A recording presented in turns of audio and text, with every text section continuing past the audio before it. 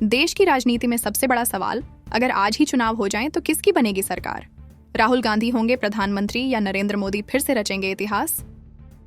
देश भर में जनता का मूड बदलता दिख रहा है। एक तरफ है नरेंद्र मोदी की लहर, जो लगातार तीसरी बार सत्ता पर कब्जा जमाने का सपना देख रही है, तो वहीं दूसरी तरफ राहुल गांधी की बढ़ती लोकप्रियता, जिसने विपक्ष में नई जान फूंक दी है।